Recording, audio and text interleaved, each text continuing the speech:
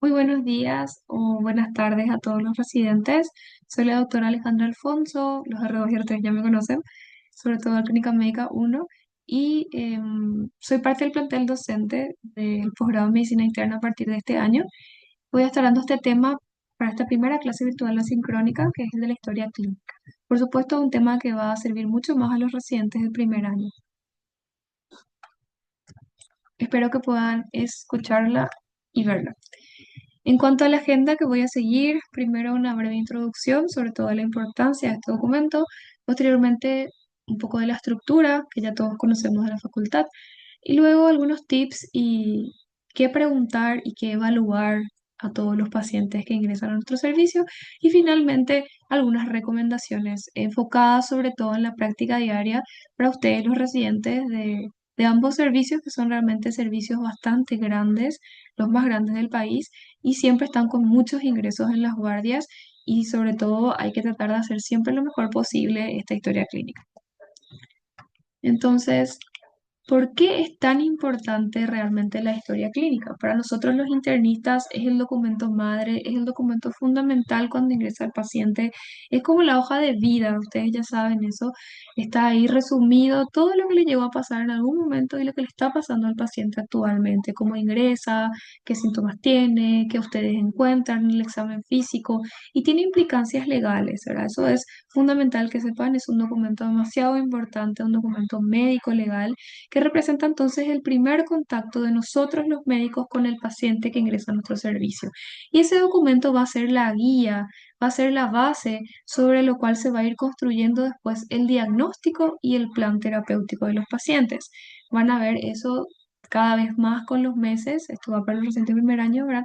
De que si una historia clínica está bien hecha, está bien completa, está lo más detallada posible, sobre todo los hallazgos de valor me refiero, van a ver que agiliza muchísimo y mejora, digamos, ese plan que vamos a darle al paciente. Y también sirve como instrumento de comunicación, ¿verdad?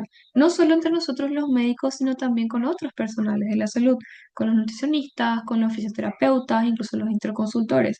Acuérdense que ustedes están haciendo historias clínicas que al día siguiente van a ser leídas por los jefes de sala y los residentes que van a llevar el caso, y luego por muchas otras personas que incluso tengan acceso al sistema, ¿verdad?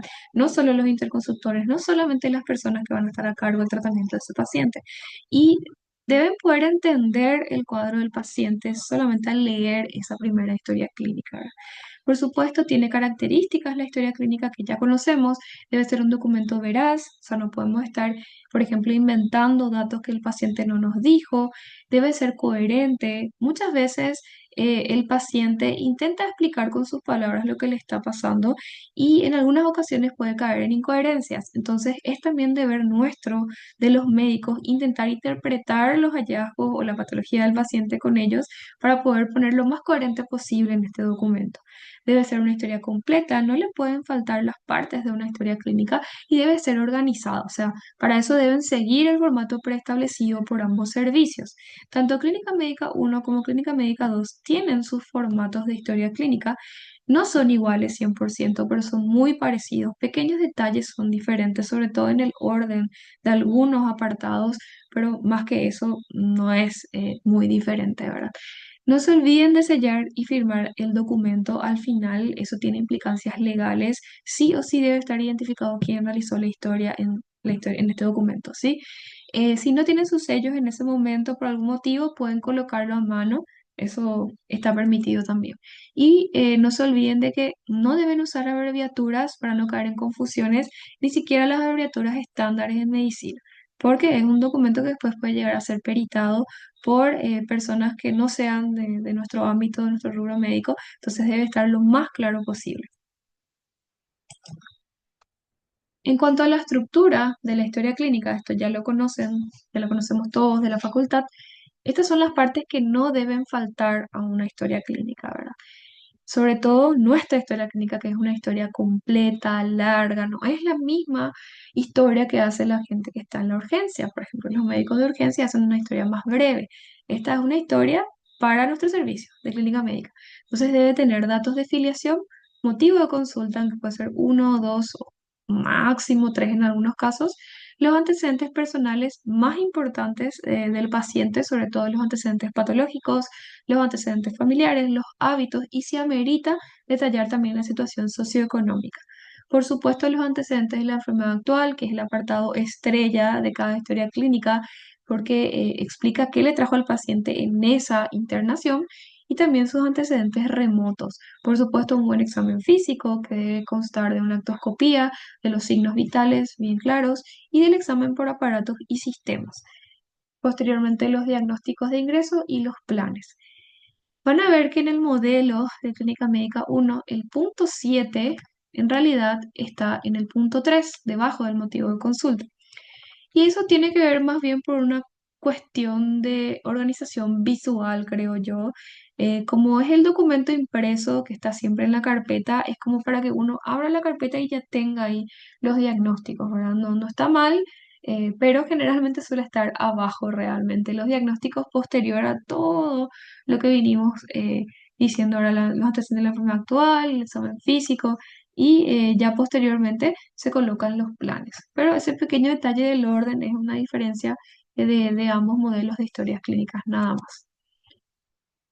A partir de ahora voy a estar explicando brevemente algunas cosas muy importantes de cada apartado. Voy a empezar con la anamnesis y voy a basarme en un ejemplo de historia clínica del Servicio de Clínica Médica 1, que es donde yo me formé.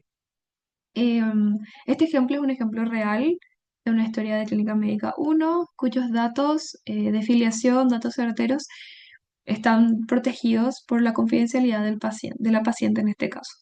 Bueno, por supuesto empezamos con un pequeño membrete, digamos que tiene que estar bien explícito en qué servicio estamos, en qué hospital estamos. En este caso, Servicio de Clínica Médica 1, que depende del Departamento de Medicina Interna de IPS Central. Los nombres y apellidos deben colocarlos siempre completos, todos los nombres y todos los apellidos, para evitar caer en homonimias. Recuerden que es una historia que se imprime, que queda en la carpeta, entonces coloquen siempre todos los nombres y todos los apellidos. La cédula de identidad también deben colocar siempre la cédula correcta, sobre todo porque este es un documento que sirve para agilizar muchas cuestiones burocráticas, mucho papeleo y muchas veces nos basamos con la cédula que está en la historia. A veces eso puede llevar a errores, incluso en los pedidos de laboratorios, de estudios. Entonces, por ese detalle, intenten siempre colocar la cédula correcta. Por supuesto, la fecha de nacimiento, la edad del paciente, la procedencia, la ocupación. Ya saben ustedes de semiología la importancia que tienen todos estos datos, sobre todo por la edad, la ocupación que puede tener relación con las patologías que le trae al paciente ahora al hospital y la procedencia también que tiene también mucho valor a nivel de investigaciones, por ejemplo, ¿verdad? Estos dos detalles, el acompañante y el teléfono de contacto, son fundamentales, sobre todo para nuestro país, para nuestro hospital, en donde lastimosamente dependemos prácticamente todos los días de estar en contacto con los familiares, ya sea para que realicen trámites, para que realicen compra de insumos. Entonces no puede faltar estos dos datos para agilizar nuestro trabajo diario. Siempre traten de anotar. Si no está, bueno, hay veces que la historia clínica se hace en contextos difíciles, sube el paciente solo, no hay ni un solo número, ni un solo familiar al cual acudir, y ahí recuerdan que tienen que llamar a servicio social. Pero de algún lado tenemos que contactar con algún familiar porque así nos exige el sistema hospitalario en el que estamos. Posteriormente deben colocar la fecha de ingreso a los distintos servicios por donde fue pasando el paciente antes de llegar a nuestro servicio. Y acá también es importante que coloquen, porque no es lo mismo, por ejemplo, en este caso, la señora Pabla, de 73 años, que ingresó a la urgencia un 1 de junio y que ya el 3 de junio pasó a nuestro servicio. Eso ya nos da una idea de que estuvo poco tiempo por algo, ahora no se complicó, no se fue a terapia. Si el paciente va pasando servicio a servicio, por ejemplo, si va a algún IPS tercerizado, se complica ahí, luego pasa a terapia, se traslada a terapia de nuestro hospital y después recién es enviada a nuestro servicio, es trasladada a nuestro servicio. Entonces eso cambia la historia. Y ya con este pequeño primer apartado podemos tener una gran idea al leer esa historia de lo que fue pasando el paciente antes de llegar a nosotros. Entonces, sean claros con las fechas de ingreso. Eso también tiene implicancia después a la hora de hacer reposos, de redactar constancias y no siempre en el sistema encontramos exactamente cuándo ingresó a tal lugar, o sea, hay que buscar un poco para llegar a esas fechas realmente, ¿verdad? Entonces agiliza muchísimo tener ya esos datos en este documento. Por supuesto, deben colocar también, identificar dónde está el paciente, en qué puesto, en qué servicio de disfraz, en qué puesto, en qué sala y en qué cama. Pasamos al motivo o los motivos de consulta. En este caso son dos motivos: dolor y coloración rojiza en pierna derecha. Acá lo que quería hacer hincapié y explicarles, ¿verdad? Algo que van a ver que va a ser repetitivo durante los meses siguientes, en este primer año sobre todo, es que los motivos de consulta deben ser aquellos más importantes. Por supuesto que debe ser lo que le trajo al paciente, pero traten de poner siempre algo coherente con el probable diagnóstico principal de esta historia clínica, ¿verdad? Por supuesto que hay excepciones. A veces el paciente viene, no sé, por diarrea y el diagnóstico principal termina siendo un infarto, pero no es lo más frecuente, no son todas las veces lo que pasa eso, ¿verdad? Traten de colocar siempre algo coherente. Si viene por tos y fiebre y el diagnóstico es neumonía, por ejemplo, ¿verdad? Que sea parecido en lo posible. Eso suele ser una pequeña observación frecuente que solemos hacer a los residentes, ¿verdad? En sus historias clínicas, porque tiene que tener sentido, tiene que ser coherente. Por supuesto que hay excepciones como las que comenté, ¿verdad? Pero intenten hacerlo siempre de forma que tenga esa coherencia. En cuanto a los antecedentes patológicos personales, este es un apartado que van a ver ustedes con el tiempo. Para los residentes del primer año digo esto, de que es demasiado importante, ¿verdad? Yo cuando inicié la residencia no dimensionaba lo importante que es este apartado realmente hasta mucho después.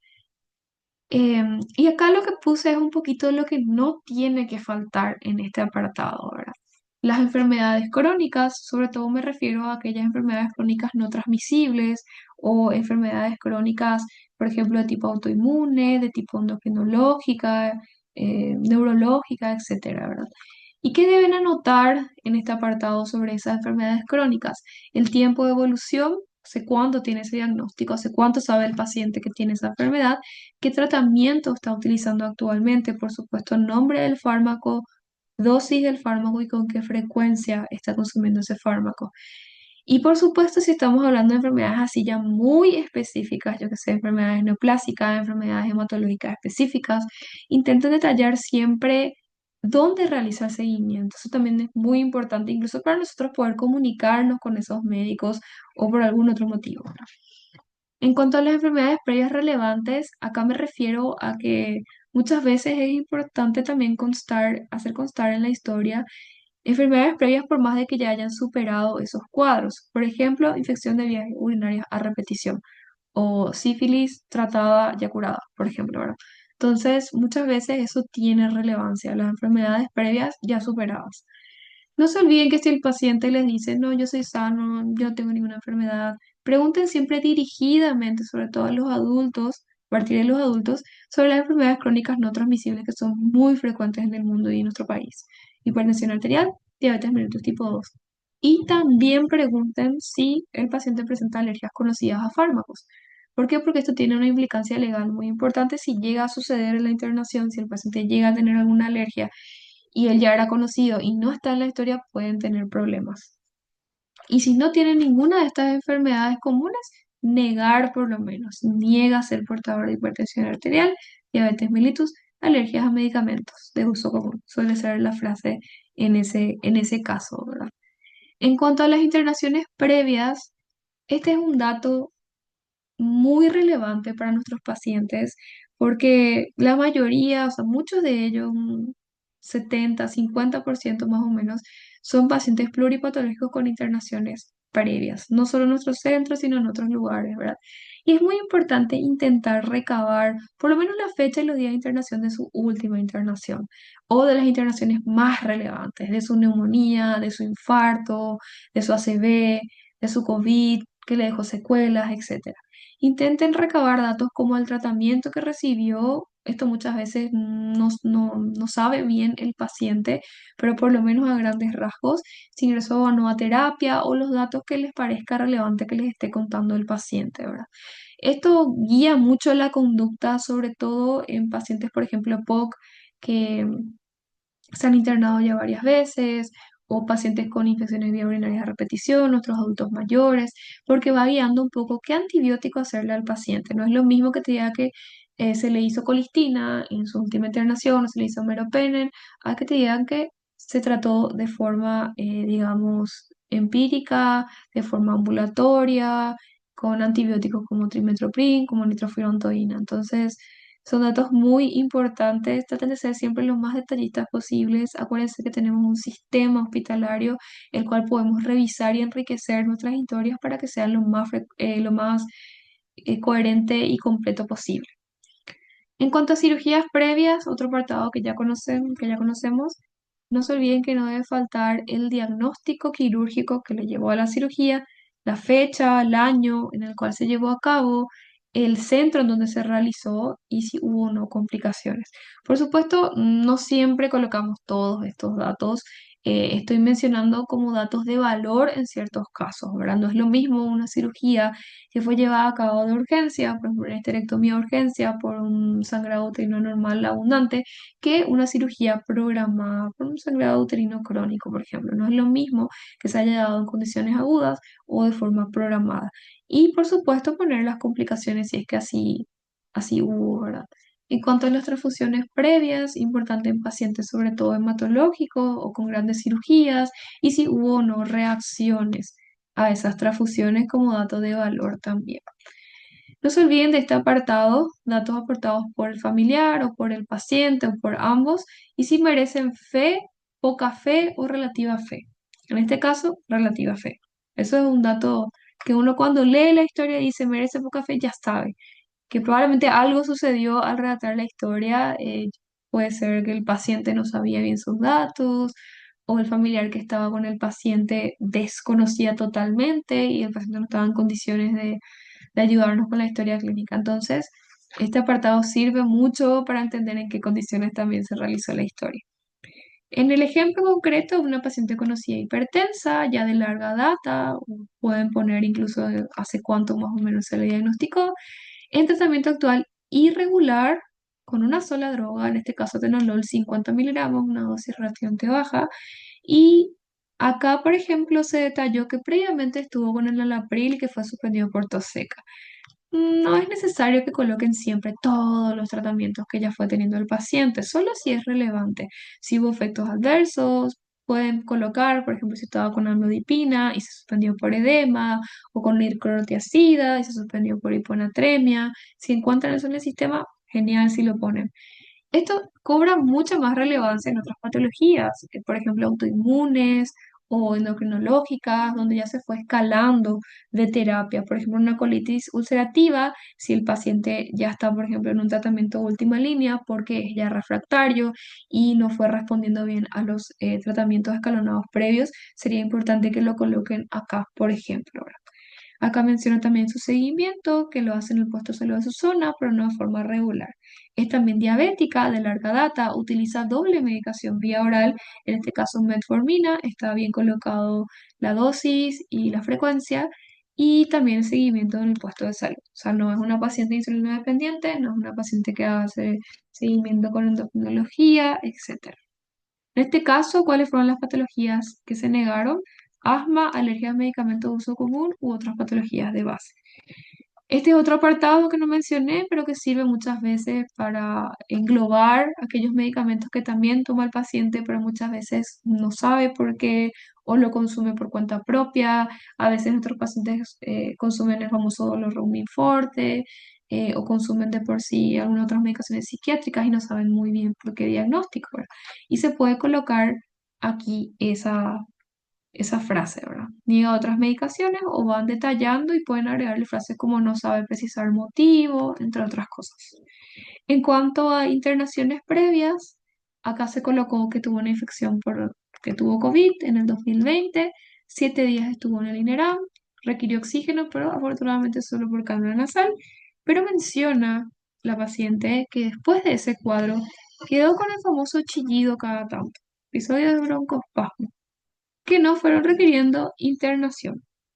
También la paciente se internó por cirugías previas. En este caso se realizó una apendicectomía, una colecistectomía, está bien detallado el motivo, fue una cirugía de urgencia, la colecistitis aguda y también lo de la apendicectomía, por supuesto. Y también tuvo una cesárea en una oportunidad por óbito fetal en tercer trimestre. Faltaría colocar acá exactamente cuándo o más o menos hace cuánto fue esa cesárea. Niega transfusiones previas. Bueno, ese era el ejemplo. Aquí intenté hacer un pequeño esquemita sobre qué describir en ciertas patologías muy frecuentes en nuestros pacientes. Con esto quiero demostrarles que para cada patología hay ciertas preguntas que no pueden dejar de hacer, ¿verdad? Por supuesto, al rollo de las patologías crónicas tienen que preguntar ¿hace cuánto tiene ese diagnóstico? En lo posible, si no sabe precisar, con lo que por lo menos de larga data, si ya son hace más de 5 o 10 años. ¿Qué medicación está recibiendo? Como ya les comenté, nombre, dosis, frecuencia, si el tratamiento es regular o no y dónde realiza el seguimiento. Estas preguntas son universales, digamos. Para cualquier patología tienen que preguntar esto. Y luego van viendo, según la patología que sea. Por ejemplo, un paciente POC, además de estas preguntas, ¿verdad? Es importante preguntar cuántas veces se internó por su EPOC en el último año, el año pasado, este año, ¿verdad? Por las exacerbaciones, ¿verdad? ¿Y qué antibióticos? Si es que recuerda o buscar en el sistema qué antibióticos recibió, por lo que estaba comentando de que es muy importante para guiar nuestro tratamiento si ya se le hizo luego, por ejemplo, meropenem en su exacerbación previa. Y muy importante también averiguar a cuántos litros por día y cuántas horas al día está usando oxígeno suplementario domiciliario si es que ese es el caso. En cuanto a pacientes con enfermedad renal crónica, y eso es una gran mayoría de nuestros pacientes, no se olviden preguntar hace cuánto tiene ese diagnóstico, qué medicación está recibiendo, si está en tratamiento médico, si está con IECA, con EPO, con sevelamer, con dapaglifosina todavía, o si ya se dializa, hace cuánto se dializa. Muchas veces nos damos cuenta de esto ya de entrada porque vemos el catéter o el catéter de diálisis peritoneal, pero hay que ir más allá, ¿verdad? Hay que colocar con qué frecuencia se está realizando su diálisis peritoneal en la casa, si se realiza él, si la realiza la familia, con quién hace seguimiento de su diálisis peritoneal, si se le ajustó o no. Los valores o la frecuencia en horarios, si tuvo o no complicaciones, muchos de estos pacientes hacen a veces peritonitis espontáneas, etcétera. Y si es un paciente hemodializado, muy importante que coloquen en la historia dónde se dializa, qué días de la semana se dializa, si es a través de catéter o fístula, hace cuánto tiene catéter, hace cuánto tiene fístula y por supuesto cuál fue el último recambio de catéter. Todos estos datos son de valor porque a veces tienen el mismo catéter ya hace 6 meses y no es tunelizado, o tienen un tunelizado hace 2 años, o se está cambiándolo cada semana su catéter porque pierde catéter, porque se infecta el catéter. Entonces, todo eso es demasiado importante que no se olviden de colocar en los pacientes con enfermedad renal crónica. Y les hice este esquema por eso, para que vayan viendo de que es muy importante detallar la enfermedad que tiene el paciente para que podamos entender cuando leemos esa historia realmente el contexto de las enfermedades previas de ese paciente. Por ejemplo, acá en neoplasias, por supuesto, intentar colocar el diagnóstico preciso, diagnóstico anatomopatológico, en qué fecha se realizó el diagnóstico, exactamente qué tipo de CA es, el tratamiento previo recibido, si se hizo quimio o radio o cirugía. En lo posible, sí se puede intentar especificar la dosis, la cantidad de sesiones. Es difícil que puedan colocar siempre todos los fármacos que recibió, pero por lo menos así lo de valor. Por ejemplo, que recibió R-CHOP o el tratamiento estándar para tal tipo de CA, pero tuvo una recaída, entonces ahora está con el tratamiento paliativo, el tratamiento de segunda línea, trasplante, etcétera, etcétera, etcétera. Entonces, más o menos para que se entienda esos datos, es lo que puse acá, que sería interesante saber los fármacos. Por supuesto, si a medida de la evolución de esa enfermedad neoplásica, si hubo o no complicaciones, ya sean complicaciones quirúrgicas, complicaciones posquimio, importante también que pongan, sobre todo si son importantes. Em, por ejemplo, por citar si ya hay una cardiotoxicidad, por trastuzumab, o si hay colitis, cistitis actínica por radioterapia, entre otros tipos de complicaciones que son frecuentes. Si quedó con aplasia, posquimio, una aplasia persistente, etcétera. Por supuesto, colocar el estadio actual, si está en remisión o si hubo una recaída, si hay un MTS, detallar en lo posible dónde hay MTS y el seguimiento que realiza. Esto es muy importante porque en nuestro país, a nivel público, solamente el INCAN y clínicas y después IPS y más nada. La mayoría de nuestros pacientes oncológicos hacen seguimiento ahí y saben lo quién es su oncólogo y tienen luego su carpeta y se interna y te muestran luego la carpeta. Entonces traten de que no falten estos datos cada vez que se interna y hacen ustedes la historia de un paciente oncológico. Por supuesto, si el paciente no sabe precisar estos datos, agradezcan de que ustedes tienen un sistema bastante completo para poder sacar de ahí la información y hacer una buena historia clínica.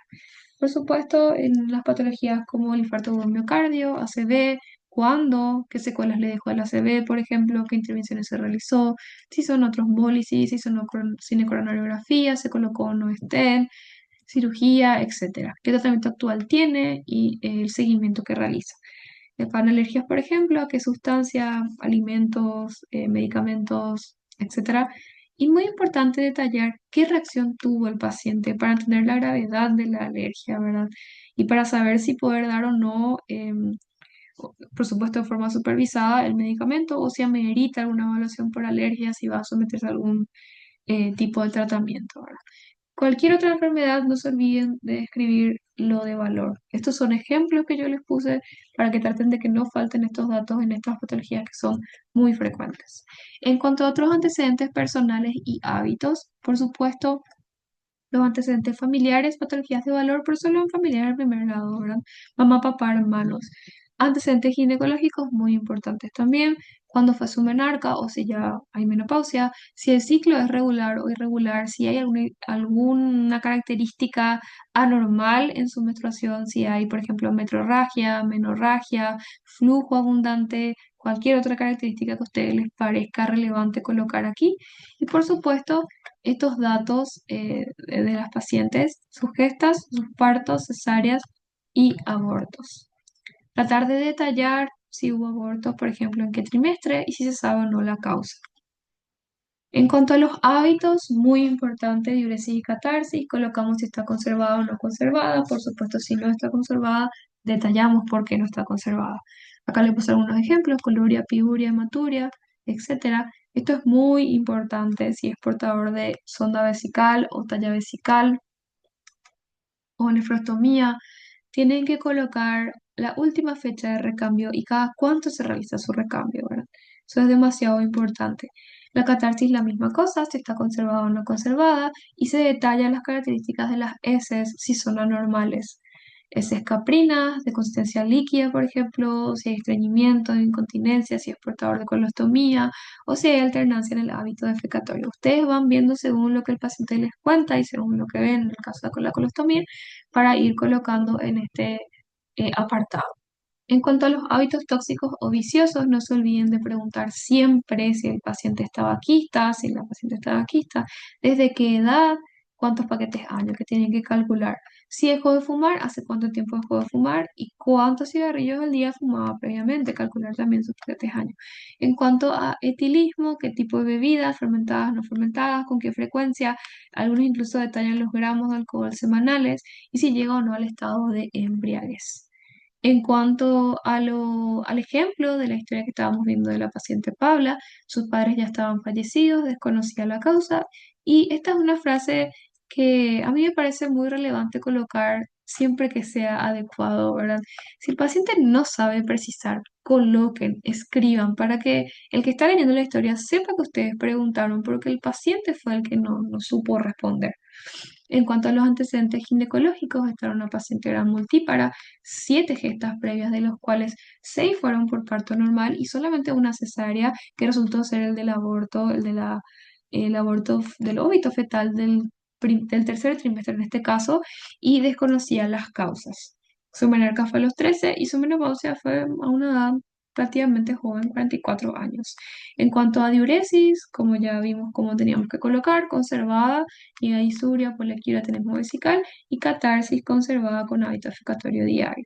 En cuanto a hábitos alimentarios, ustedes ya saben que deben colocar si respeta o no dieta para la patología de base, si es mala en cantidad, si come demasiado a cualquier hora o si es pobre en cantidad, paciente desnutrido, si está consumiendo, por ejemplo, 1 o 2 veces al día nomás, que ya me pasó tener pacientes que te admitían que solamente hacían una comida al día porque no tenían los medios económicos, por ejemplo, ¿verdad? Y en cuanto a hábitos tóxicos, en este caso no era ni etilista ni tabaquista. No se olviden también del consumo de drogas ilícitas, de preguntar sobre todo cuando hay sospecha. Es un dato un poco difícil de preguntar, no preguntamos a todos los pacientes, por supuesto, pero cuando amerita hay que preguntar. En cuanto a los antecedentes remotos de la enfermedad actual, que es el siguiente apartado, este apartado puede estar antes o después de la EA. En el modelo de clínica médica 1 está antes, por eso ya puse aquí. No se olviden que hay que referir si ya presentó un cuadro parecido a lo que le está trayendo al hospital. Eso es lo que se coloca aquí. Y se especifica cuándo más o menos sucedió, qué diagnóstico se estableció en ese momento y qué tratamiento recibió. Por ejemplo, un paciente que viene por un infarto de miocardio, si ya tuvo un cuadro similar anterior, un IAM hace 2 años y tiene 3 stents, colocar que tuvo hace 2 años ese episodio similar, que se internó en tal hospital, que requirió una cinecoronariografía con colocación de 2 stents, etcétera, etcétera. También en este apartado podrían llegar a incluir ciertos hechos relevantes o síntomas que hayan ocurrido previo al inicio del cuadro actual, siempre y cuando tenga una relación directa con este AEA. ¿Y a qué me refiero, por ejemplo? A traumatismos. Paciente con dolor de, por ejemplo, dolor en zona lumbar o de la columna torácica que se cayó de propia altura, que se cayó del caballo hace un mes y le duele ahora. O le dolió un mes después de esa caída, ¿verdad? Entonces, o también picaduras de insectos, como vamos a ver que es el caso del ejemplo. A veces existe una picadura previa, no sucede nada, pero no va curando y después recién eso se complica. La picadura en sí sucedió mucho antes de los síntomas, no es parte de la EA como tal, aunque no va a estar mal que lo coloquen también ahí, ¿verdad? Entonces, por eso. También los procedimientos dentales que puse como ejemplo. em, por ejemplo, una vez tuve un paciente que vino por una endocaritis infecciosa y refería que un mes atrás tuvo un procedimiento dental, que tuvo pus en la zona del diente que se le extrajo, etcétera, etcétera, etcétera.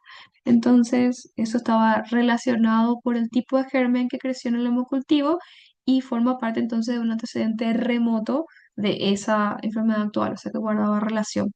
Esto lo menciono porque a veces queda mucho mejor colocar acá ese antecedente previo para cerrar el círculo y tener, digamos, claro el panorama. En este caso, la paciente negaba un cuadro similar anterior. Recordemos que ella vino por dolor y por coloración rojiza de su pierna y refiere una picadura de insecto, específicamente de araña aparentemente, en región anterior de su pierna derecha, específicamente en el tercio medio más o menos. Y esto fue 20 días antes del ingreso. Refiere que quedó una úlcera, probablemente ya se rascó la zona, eso no está especificado, ¿verdad? Pero que no iba curando, no iba cerrando la úlcera.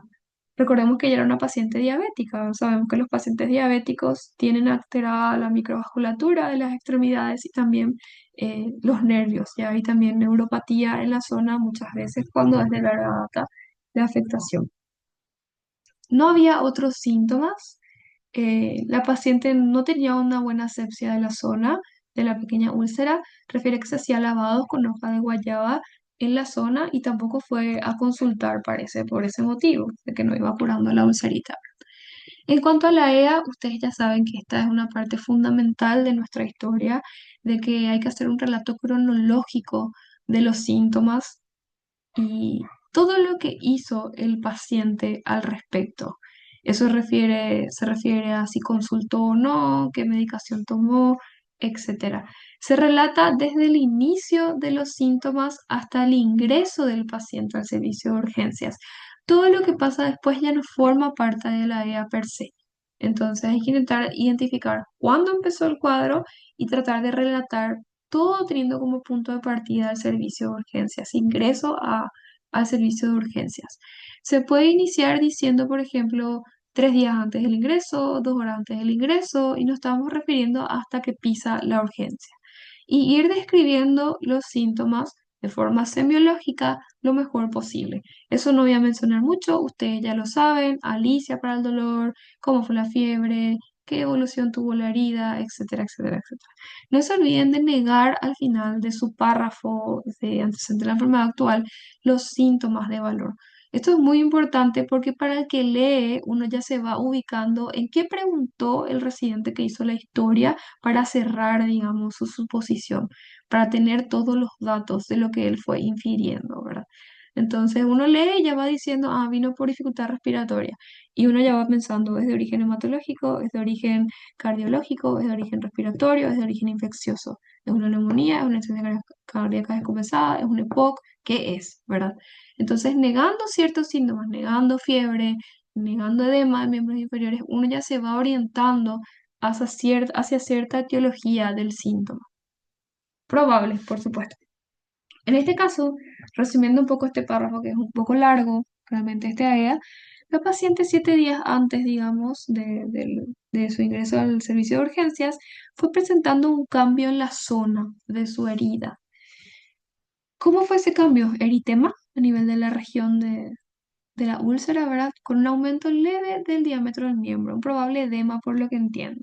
El cuadro se acompañó de dolor de tipo opresivo, de intensidad moderada, ahí estuvo bien relatado la Alicia de forma intermitente, que empeoraba con la movilización, se automedicó, pero fue empeorando, presenta empeoramiento progresivo con el correr de los días. Después tuvo fiebre 2 días antes del ingreso y eso le llevó a consultar con un facultativo, pero todavía no se internó en la urgencia.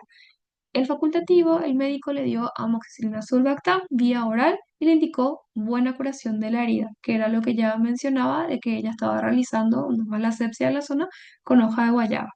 Pero ¿qué pasó? Un día antes, o sea, con un día de antibiótico, el eritema empezó a empeorar, se puso violáceo y empezó a crecer la zona, el aumento de la hinchazón y a presentar ampollas. Y ante empeoramiento de los síntomas, ella consultó. Realmente acá menciona que el dolor es lo que le hizo consultar más que el eritema, porque recordemos que el motivo de consulta de esta historia era dolor y coloración rojiza. Entonces, probablemente fue el dolor lo que le llevó realmente a la urgencia. Y se negaron los síntomas de valor bastante bien. ¿Qué es lo que les puedo también recomendar después de ver este ejemplo, verdad? Ciertas frases útiles, porque realmente redactar en la EA, los antecedentes de la forma actual, eh, requiere un poco de creatividad también para saber unir todos los síntomas, para que quede bien, para que no sea así muy tosco, muy cortando, digamos, la narrativa, ¿verdad? Entonces, les puse unas cuantas frases que pueden llegar a ser útiles para ir ensamblando los síntomas del paciente. El cuadro actual inicia con tal síntoma, o por ejemplo, presenta incremento progresivo de tal síntoma, o X días antes del ingreso se percata de que empezó a presentar tal y tal cosa, ante no mejoría del síntoma o ante tal cosa decidió consultar. Entonces son pequeñas frases que sirven de repente para ir ensamblando esa idea. Esta es la foto, es una foto de la foto que mostró la herida de esa paciente. Como ven, esta era la ulcerita de 2 centímetros de diámetro aproximadamente que no curaba. Posterior a una picazón de un insecto, aparentemente una araña. Y esta era la zona del eritema que ella mencionaba que se fue poniendo violeta. Y de esto evolucionó a esto en 24 horas. Realmente es una evolución bastante importante en solo 24 horas. Vemos acá una piel brillante, lisa, probablemente por el edema, una zona bastante afectada, tejido superficial, ya con necrosis de la zona, ¿verdad? Y con mucho dolor del paciente. Ese dolor tan intenso que le hace venir al hospital es acá la clave, yo diría, ¿verdad? ¿Qué otra cosa quería comentarles que van a ir viendo? Que sobre todo en clínica médica uno a veces se exige que se ponga una pequeña observación por debajo del relato de la EA. Luego de negar los síntomas de valor, colocar observación, dos puntos. ¿Y qué es lo que a veces se pide que se coloque, verdad? Que eso es algo un poco para tener una idea de lo que pasó con el paciente.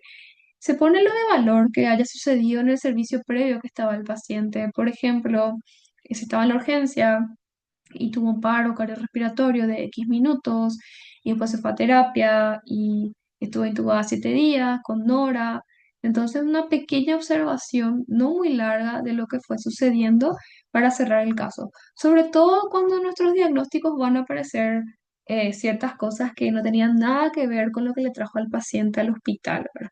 Como este ejemplo que les puse, ¿verdad? Que en el servicio de urgencia presentó FARVA con inestabilidad hemodinámica y que se cardiovirtió con X joules con control de ritmo y frecuencia posterior, ¿verdad? Y acá, por ejemplo, va a estar en el diagnóstico, uno de los diagnósticos principales, FARVA resuelta. Entonces, por eso a veces es importante colocar una pequeña observación debajo de la EA contando lo que sucedió de valor en el servicio previo que estuvo. Pasamos a los signos vitales y ectoscopía y de acá vamos a ir ya un poco más rápido porque es una parte bastante estándar que ustedes ya conocen. Ustedes ya saben que deben tomar siempre los signos vitales, es sumamente importante. Es lo que siempre recomendamos que sea lo primero que realicen cuando un paciente entra a nuestro servicio, porque vienen de otros servicios muchas veces y no sabemos en qué condiciones. Entonces, ver que esté bien la presión arterial, que no esté muy baja ni muy alta, que no esté muy taquicárdico, muy bradicárdico, que no esté demasiado taquineico, ya con tiraje y que no esté febril, etcétera. No es lo mismo este paciente que ingresa sentado, ingresa en silla de ruedas, euneico, no tiene fascia dolorosa, tiene acá un catéter de diálisis, una asimetría en el tórax, está tranquilo, sin oxígeno, sin vía central. No es lo mismo este paciente que este paciente que tiene lo que intentó ser un catéter de PIC intraventricular, acá hecho con una sonda de Foley, ¿verdad? Que debe mantener cierta elevación de la cabecera, o sea, que debe estar con una posición de cúbito obligada. Y tampoco es lo mismo que este paciente que está con una vía venosa central, con una coloración negruzca del miembro superior. Esto fue por infiltración de noradrenalina. Entonces, este es un paciente más delicado, que por algo está con inotrópicos. Y tampoco es lo mismo que esta paciente que está en decúbito. Prácticamente ella movía solo los brazos, no movía las piernas y estaba con una sonda nasogástrica, pero lúcida. Ella hablaba, se comunicaba, pidió sacarse esta foto y con toda la buena onda. Entonces, a eso me refiero con la importancia de este párrafo de ectoscopía. Ustedes ya conocen esta frase, estas oraciones que colocamos, ¿verdad? Pero traten de colocar siempre lo que ven, lo de valor, qué catéteres tiene, con qué decúbito está, si hay asimetrías o no, todo lo que visualmente ustedes ya pillan. Y, por supuesto, si tiene algún tipo de drenaje, no se olviden del aspecto que tenga ese drenaje. Este, por ejemplo, una nefrostomía, o sea, perdón, un drenaje en zona lumbar, de fosa renal, por un absceso renal y este era el contenido de su drenaje, o sea, un líquido purulento en abundante cantidad. Entonces, eso nomás quería demostrar con estas fotos que son de pacientes míos de IPS, ¿verdad? En cuanto al examen físico, unos pequeños tips deben ser lo más metódicos posibles y sistemáticos para no olvidarse de ninguna parte importante del examen físico. Usen el modelo de historia clínica como guía, pero no como un documento rígido. Eh, Ustedes pueden cambiar estos apartados siempre y cuando estén completos. Pueden colocarlo de la manera que ustedes crean que es mejor. El modelo de los servicios es una manera de colocar nada más, entonces usen como guía y no como Biblia y 100% así, ¿verdad? ¿Y por qué digo esto? Porque muchas veces dejan así mismo, por ejemplo, el apartado neurológico, pero no agregan los signos específicos del paciente que claramente ingresó por una enfermedad neurológica probable. Una ACV, por ejemplo, y como en el modelo no está el signo de Babinski o los reflejos como tal, o el clonus, etcétera, ustedes no colocan, o ese suele ser un error, a mí también me pasó, entonces no se olviden de eso, que esta historia es solo un modelo de un examen físico estándar. Todo lo que ustedes vean que el paciente tiene de valor, se coloca. Revisar siempre todos los aparatos y sistemas, ¿verdad? No dejen de hacer ningún apartado. Eso es algo también que quiere suceder mucho. Yo también fui residente.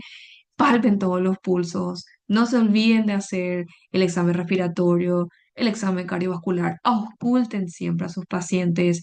Revisen siempre la garganta.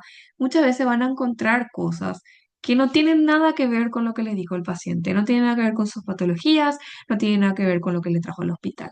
Una vez, por ejemplo, abriendo la boca del paciente, encontré que tenía candidiasis, ¿verdad? Una candidiasis bucal que se extendía hasta la garganta y el paciente no tenía disfagia, no tenía ninguna inmunosupresión, tenía los dientes bien cuidados, o sea, era un dato de valor. O no se olviden también de mirar siempre la piel, por ejemplo. Van a ver nuestros pacientes encamados, eh, que sí tenemos que desvestirlos siempre. Tenemos que revisar la región anterior y posterior del cuerpo, buscando escaras. Por supuesto, si llega un paciente lúcido, un paciente joven, no le vamos a estar desvistiendo a todos los pacientes. Ciertas regiones se pregunta y, por ejemplo, le preguntas al paciente si es que no tiene ninguna lesión en piel, ¿verdad? Y le revisas lo externo, ¿verdad? Pero pacientes encamados se revisan 100% todas sus partes, los genitales, las zonas de las caras, todo, la piel, todo. En cuanto a los hallazgos que van viendo, describirlos siempre de forma precisa y no se olviden de revisar esto en todos sus pacientes, como ya mencioné, las escaras, la posición de la sonda, si está bien puesta la sonda vesical, si está bien puesta la sonda nasogástrica, a veces con el traslado de la urgencia o la terapia a tantos servicios se puede mover la sonda nasogástrica y es responsabilidad del que le recibe revisar que eso esté bien colocado. También revisar las heridas, toda herida se revisa, siempre excepto, o sea, no siempre, pero casi siempre, excepto en ciertas situaciones. Si está colocado un back, por supuesto no van a sacar el sistema de vacío ahí para revisar, se deja nomás. Se describe eso en la historia y no se revisa. Y también en situaciones de cirugías recientes, horas o hasta 24 horas, 12 horas, 24 horas de una cirugía, traten de no revisar la herida porque puede sangrar mucho al despegar la gasa. Pero solo en esas situaciones. Después siempre deben revisar las heridas. Pasamos al examen físico. Esta foto puse acá más que nada para volver a recalcar que no dejen por dejar nomás completa la historia y ya, ¿verdad? O sea, así como está el famoso copy-paste, ¿verdad? Copian el modelo y no modifican. Esta paciente, por supuesto, no es normocránea, no tiene un cuero cabelludo normal, no tiene una implantación pilosa conservada, ¿verdad? Esta era una paciente que tuvo un accidente con una máquina que prácticamente le destrozó, le arrancó el cuero cabelludo, hizo una osteomielitis crónica de la calota. Estas son pequeñas fístulas de pus. Entonces, describir siempre, por eso puse esta imagen para que se les quede, de que traten de que no les pase lo del copy-paste, traten de cambiar siempre los apartados según lo que ven. En este caso, por ejemplo, no pueden colocar ojos con apertura ocular conservada o párpados normales. Acá hay un ectropión importante, una úlcera importante en la región interna de esta cavidad orbitaria y no hay una buena oclusión del ojo tampoco. Un paciente que posterior a una biopsia hizo una celulitis orbitaria y perorbitaria y luego orbitaria, ¿verdad? Tenía los párpados mucho más edematizados antes con proptosis, todo eso se tiene que describir. Importante revisar también las fosas nasales, por lo menos con la luz de sus linternitas, lo que ustedes puedan, por más que no tengamos rinoscopio. La boca y la garganta, como ya comenté, sí o sí revisen. Los oídos también, por lo menos así visiblemente, si no hay costras hemáticas, si no hay em, algún otro tipo de lesión en el cartílago, a veces hay vasos celulares en la zona, etcétera. En cuanto al cuello, también tienen que revisar siempre que no haya, por ejemplo, irritación yugular, si no se palpan las tiroides o tumoraciones, ganglios, etcétera. Eso en cuanto a cuello. Pasamos al aparato respiratorio. Esta foto está de vuelta aquí para mencionar lo de la asimetría, que no se olviden de colocar eso en su examen físico y ver cómo expande este tórax con esta asimetría. Parece ser una asimetría más de la glándula mamaria debajo del músculo pectoral a simple vista. Tienen que palpar qué consistencia tiene esa asimetría, si hay alguna tumoración, si es rígida, si es móvil, todo, si es dolorosa, si también en la parte de atrás, en la región posterior del tórax hay una asimetría. Por supuesto, hay que describir los catéteres y en la zona en la que se encuentran. Y esta foto la coloqué aquí para que vean la importancia de revisar a sus pacientes, sobre todo los pacientes que ya se mueven poco, que tienen la movilidad afectada, que son encamados, pacientes ya añosos, porque al revisar nada más el dorso de esta paciente encontramos esta gran lesión, por ejemplo, que a ella no le causaba dolor, pero estaba empezando una reacción dermatológica a un medicamento, por ejemplo, ¿verdad? En cuanto al aparato cardiovascular, oculten siempre a sus pacientes y si no logran hacer algún paso de su examen físico, coloquen por qué. En este caso, por ejemplo, no se logró palpar los pulsos del miembro inferior derecho, o sea, no se logró examinar porque estaba el sistema VAC, que tapaba todo eso e impedía poder hacer correctamente la toma del pulso. ¿Y por qué esto es demasiado importante? Porque muchos pacientes había sido, tenían, por ejemplo, isquemia arterial aguda o arteriopatía obstructiva crónica, y acá mencionan pulsos conservados, todos los pulsos conservados. Entonces, de vuelta, insisto, ese copy-paste del modelo de la historia, sean criteriosos, sean cuidadosos con sus historias y cambien lo que tengan que cambiar según lo que tenga el paciente. En cuanto al abdomen, yendo un poco al ejemplo de nuestra paciente, ella no tenía nada alterado en el aparato respiratorio ni en el cardiovascular, aunque acá se especificó que no se logró tomar el pulso del miembro inferior derecho. El abdomen, como ya mencioné, que ella se hizo varias cirugías, tenía esas cicatrices, pero después nada de valor. En cuanto a los genitales, portaba sonda vesical con diuresis clara y sin ninguna otra anomalía. Como ya comenté, pacientes jóvenes, preguntar si no tienen ninguna lesión, si no tienen ninguna molestia en la zona y pacientes añosos encamados, revisar siempre la zona de los genitales. En cuanto a extremidades, no se olviden de si ustedes ven algún tipo de alteración en las extremidades, deben colocar y describirlas. En este caso, lesiones de piel y en este caso, un tofo gotoso, por ejemplo. El paciente no sabía que tenía gota, venía por dolores articulares importantes y resultó tener varios tofos, no solo en las manos, sino en otras partes también del cuerpo. En este caso, se descubrió la herida del paciente, o sea, la zona que estaba vendada, y se encontró que lo que llegó siendo la necrosis de un solo dedo o el cambio de coloración de un solo dedo se había estado extendiendo. O sea, ella comentó, por ejemplo, que venía por cambio de coloración del primer y el segundo dedo, pero resultó ser ahora afectado hasta el antepié incluso, ¿verdad? Entonces no se olviden de revisar las heridas, como ya dije también. En este caso, nuestra paciente tampoco lastimosamente se logró revisar bien la zona por el VAC y las articulaciones eran móviles y no dolorosas en miembro izquierdo, pero era dolorosa la movilización en el lado derecho. Por supuesto, la zona afecta, ¿verdad? Tenía onicomicosis en ambos pies, eso es muy importante, o sea, en las uñas de ambos pies, y sistema linfático no veo ni palpoadenomegalias. Acá de vuelta les insisto, revisen siempre las heridas, eso es un error frecuente, no revisarlas.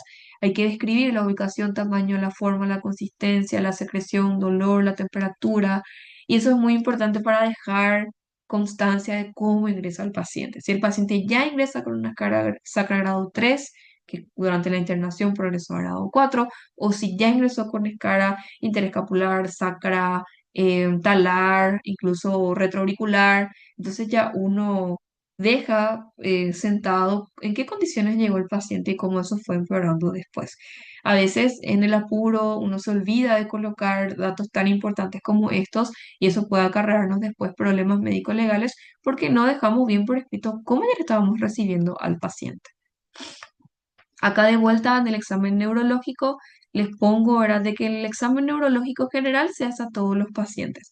Este famoso apartado que tiene acá el Glasgow, que tiene las pupilas, el lenguaje, la marcha, la fuerza muscular, se hace a todos. Pero si ustedes sospechan de alguna patología neurológica específica, buscar los signos de esa patología, no se olviden, porque si no, no está completo el examen físico de ese paciente. En cuanto a piel y faneras, de vuelta, si ustedes ven algo que les llame la atención en alguna parte del cuerpo del paciente, por ejemplo, en la cara, en la mano, en el brazo, ahí sí descubran siempre todas las zonas del paciente, porque puede resultar que también estén afectadas otras zonas. O sea, si ven algo en la piel, en cara, en brazos, en manos, donde sea, busquen si no hay en ninguna otra zona más. En este caso, por ejemplo, la paciente refería que le dolía un poco la zona del brazo, en la región posterior, pero ella no se había percatado de que todo esto le había empezado a salir. Este era un herpes zóster ya en esta zona. Entonces, describir bien, en este caso, en el caso de nuestro ejemplo, de vuelta, lastimosamente no se pudo evaluar el sistema VAC, pero se colocó que estaba funcionando el VAC en el momento de la evaluación. Y a nivel del sistema nervioso, no había, digamos, ninguna alteración en nuestra paciente. Pasamos ya a uno de los prácticamente últimos apartados, que como mencioné está en otro orden en la historia clínica médica. Uno, los diagnósticos del paciente, presuntivos o diagnósticos al ingreso o de ingreso, ¿verdad? Traten de colocar siempre como primer diagnóstico de sus historias clínicas el diagnóstico principal que justifica la internación del paciente. En esta paciente no vamos a colocar onicomicosis como primer diagnóstico. Es una cuestión de sentido común, ¿verdad? En este caso, el diagnóstico que se hizo, probable, ¿verdad? El de fascitis necrotizante en el miembro inferior derecho. También se colocó onicomicosis, diabetes mellitus, hipertensión arterial y obesidad grado 2. Les menciono acá que puede establecerse un orden. Eso es algo relativo, en realidad. No va a estar mal que coloquen el diagnóstico más importante primero y ya después en el orden que ustedes prefieran los demás diagnósticos. Pero solemos dejar como diagnósticos finales o los diagnósticos que están más abajo las patologías crónicas no transmisibles. Asma, diabetes, hipertensión arterial, obesidad, grado 2 en este caso, una paciente bastante obesa. No se olviden de que sus diagnósticos deben ser los más completos posibles, pero no pongan por poner nomás signos o síntomas sueltos, sobre todo si ya se justifican por otros diagnósticos. Por ejemplo, un paciente con leishmaniasis visceral no es necesario colocar abajo esplenomegalia. Los mismos pacientes, por ejemplo, con hepatopatías, para no colocar por separado todas las complicaciones de su hepatopatía, si ya se entiende que es por su cirrosis hepática, Child-Pugh, tal cosa. Es muy importante también intentar usar las clasificaciones de las enfermedades, enfermedad renal crónica, en esquema de hemodiálisis, eh, AOC, grado 4, o sea, siempre que se pueda estadificar, coloquen pie diabético, tal clasificación, número tanto.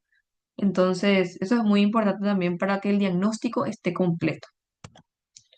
En cuanto a los planes, en el caso de nuestra paciente, lo ideal si estábamos recibiendo a esa paciente en la urgencia era hacer esto: un laboratorio de ingreso con enzimas musculares porque sospechamos ya una miositis, una afectación profunda, hemocultivo por 2 porque es una infección eh, ya sistémica probablemente. Ella llegó ya con decaimiento del estado general, con fiebre, con mucho dolor, etcétera. En este caso, radiografía simple de la pierna, topografía simple para ver si ya se ve gas, pero realmente lo más importante en el plan de esta paciente es la evaluación urgente por traumatología, porque es una urgencia la fascitis necrotizante y es un diagnóstico que se realiza in situ en la cirugía. O sea, uno puede sospechar eso, pero realmente el diagnóstico es in situ en la cirugía o anatomopatológico, ¿verdad? Es ver la fascia afecta el músculo desvitalizado o no ahí en la cirugía. Y otro plan que se colocó aquí, la escarificación de uñas de los pies, que realmente no tiene mucho valor. A veces hacemos el tratamiento ya empírico, o sea, la mayoría de las veces en realidad, y las curaciones diarias. En general, no importa el orden de los planes, siempre y cuando estén todas las conductas adecuadas. No hay así un orden rígido sobre qué ir haciendo por orden, por ejemplo. En este caso, por ejemplo, lo más importante va a ser que le vea traumatología y estabilizar a la paciente, por supuesto. Asumimos que está estable. Eso fue entonces todo lo que quería hacerles llegar de mi parte, sobre todo a los residentes de primer año. La historia clínica, como ya mencioné, para mí se realiza muchas veces en contextos muy difíciles para los residentes, a veces en guardias que estamos llenos de pacientes graves, con muchos pendientes, con muchos ingresos, con muchos problemas, pero les recomiendo que intenten hacer siempre lo mejor que puedan sus historias clínicas, porque es un documento que les puede salvar o condenar realmente en el aspecto legal y médico también. No se olviden de sellar y firmar, es un error demasiado frecuente que se olvidan a veces de firmar, se olvidan a veces de sellar y tienen que estar estos dos datos. Y no se olviden de que lo que no está escrito no existe. O sea, si ustedes se olvidaron de colocar algo, lastimosamente eso va a ir más en contra de ustedes que a favor de ustedes.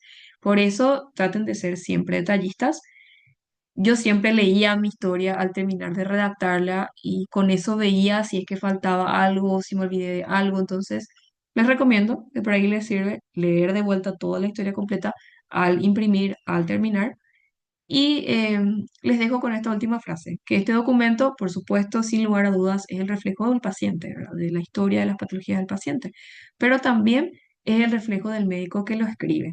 Entonces, intenten ser siempre mejores, sean celosos de su trabajo, intenten hacer siempre lo mejor posible para que no les llamen la atención al día siguiente los jefes o los residentes o sus demás colegas y para que se entienda realmente el caso del paciente y se logre agilizar lo máximo posible el tratamiento y el cuidado que se le va a dar a ese paciente en esa internación.